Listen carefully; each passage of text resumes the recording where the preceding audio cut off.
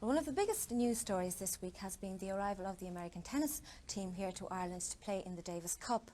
And one of their most celebrated players is John McEnroe, and he's taken a break from his tennis practice to have a few words with us. John, you're very welcome to Anything Goes. First of all, I'd like to present you with one of our sweatshirts, so maybe you might like to wear it sometime while you're here. Well, it's a good way of starting off, and it's a grand sweatshirt. Great. I'd like to ask you, maybe go back to the beginning of your career. How old were you when you first started playing tennis? I was about 8.5 years old, and my family moved to courts, a house a couple of blocks away from courts, and just started playing against the wall and playing with my father and stuff. And about 6 months later, I beat my father, so I knew I was, about age 9. I think he figured he wasn't going to be a player at that point, when his son beat him at age 9. So. Was that when you began to take it seriously? Not really. I played a lot of other sports when I was growing up, and for all the children watching, I would recommend that, because I don't think it's a good idea to really concentrate on the sport at such an early age. I think you need to have fun with it, and I played soccer, I think they call football here, and played some basketball, and it kept my mind off the sport. It wasn't until really about 18 that I just concentrated solely on tennis. Well, why tennis? Why did you get such a buzz out of tennis, as opposed to Well, other number sports? one, I was better than that at anything else. That probably made a difference, but just the fact that you're out there by yourself and you either win or lose on your own. And sometimes it is nice to play on a team and feel part of a team. That's a good rush also, but when you're out there by yourself and you're able to win and prove something, I think that, for me was better than the other way. Well, obviously you had natural ability. How important was coaching to you in the early stages?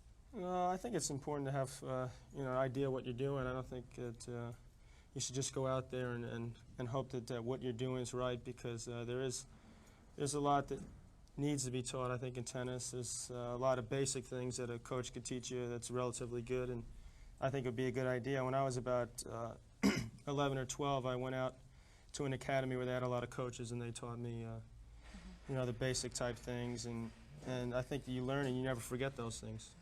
Well, who's been the biggest influence on your career?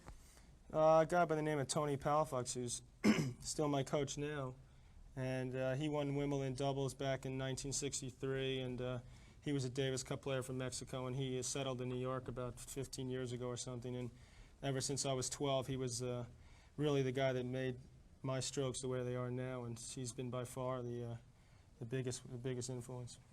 Well, what players have you admired most, and have you modelled your style on any of them? Rod Laver was my idol, and anything he did was great with me. I tried to be like him, and you try to go out there when I was about 13, 14 and hit balls just like he did.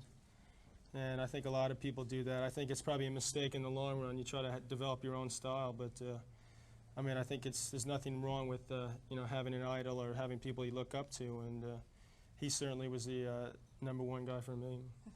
Well, what sort of a training practice routine do you have?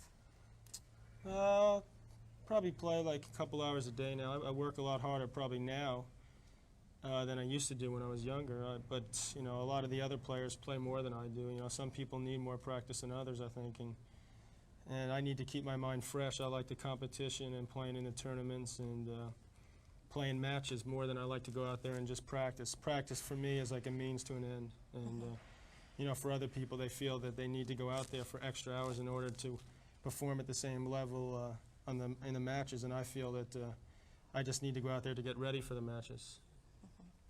Well, is batting a ball up against a wall of any use? Well, most kids start off batting Banging balls your up head against against the wall. Yeah, well, maybe you're banging your head. Is it of any use at all? I think it'd be better if they played maybe it would be better if they got some more courts in Ireland. And hopefully in the future they'll get some more indoor facilities, because it's probably real important at some stage in a person's career to be able to play year-round if the opportunity presents itself. And I think it's very difficult for someone that can't play year-round or has to just play against a wall in like 30 or 40-degree weather to really become a top player. Well, in Ireland we haven't really produced any players of international significance, and players like yourself, Irish Americans like yourself, have reached the top. Do you think it's more than natural ability, that facilities and coaching have a lot to do with being a world champion tennis player? No, I don't think there's any question about it. We have more indoor courts in my town than they do in the whole country. You know, and my town's, you know, a small place or whatever, so. You know, we have 2 indoor courts now where I live, like a block from my house, that have been up for like, you know, years and years. And you need to have that option. And, you know, England is just getting around to it now where they're starting to build some more indoor facilities, and it'd be very helpful here too if, you know, hopefully by me playing Davis Cup here and the United States coming, it will spark some more interest in the game because, you know, I think it's a great game, and I don't think that Ireland's really that far out of the way. You know.